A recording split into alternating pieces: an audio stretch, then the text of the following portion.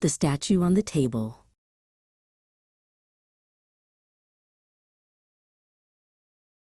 Friday is usually reserved for sunbathing and judgmental staring, but the sky had other plans today.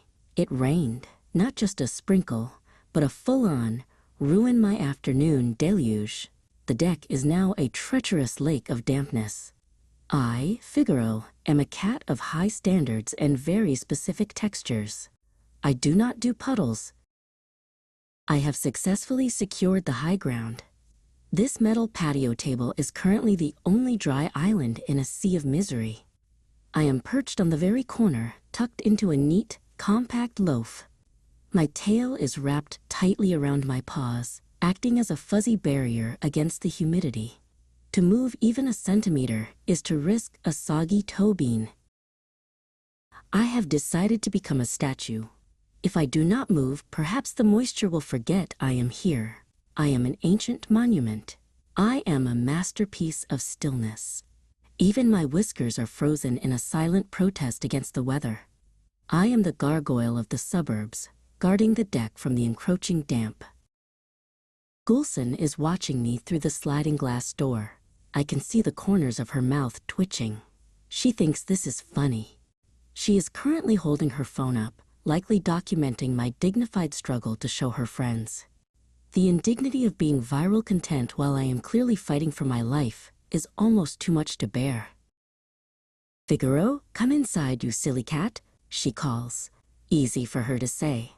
She is wearing those giant, rubber-soled indoor slippers. I, on the other hand, have delicate, velvet-soft slippers that are most certainly not waterproof. I give her my most piercing, unamused stare. I shall remain here until the sun returns, or I am formally escorted. She tries to bribe me. She brings a bowl of the ocean whitefish crunchies, the good stuff, to the threshold. The aroma wafts through the screen door, mocking my hunger. It is a trap. Between me and that bowl lie 3 feet of treacherous, damp cedar. I am a cat of principle. My dry paws are worth more than a snack. A robin lands on the railing, just a few feet away. It chirps a taunt, flicking its wings in the humid air. Usually, I would be a blur of predatory grace and calculated pounces.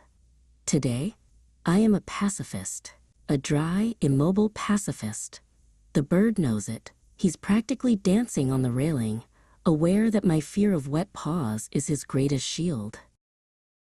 Then, I hear the sound I've been waiting for.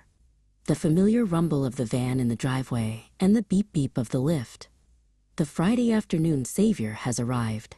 Levent is still at work, but the bus is here, my favorite human, the only one who truly understands the weight of my soul, is finally home from her day program. Gulsen sighs, realizing I am a lost cause for walking. She finally steps out onto the wet deck, brave, damp soul, and scoops me up. I make sure to go completely limp and heavy in her arms, just to emphasize how much emotional energy I've spent being a statue for the last hour. Inside, the world is perfect. Fatima is in her chair, smiling that big, wide smile that tells me she saw the whole thing and thinks I'm a drama queen. I don't care. I hop into her lap, the warmest and driest place on earth. She reaches out to scratch behind my ears, and the dampness of the deck is a distant, bad memory.